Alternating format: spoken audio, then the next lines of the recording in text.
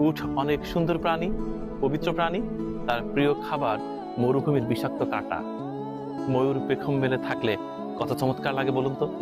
ময়ূর ভালোবাসে না এমন মানুষ পাওয়া যাবে, অথচ সেই ময়ূরের প্রিয় খাবার বিষাক্ত সাপ। সুন্দরের যাতনা বড় কঠিন।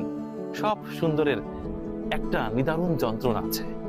এই পায়রাগুলো দেখে মনে হলো এত সুন্দর দেখতে এই পায়রাগুলো, অথচ এদের যন্ত্রণার কথা মনেই ছিল না।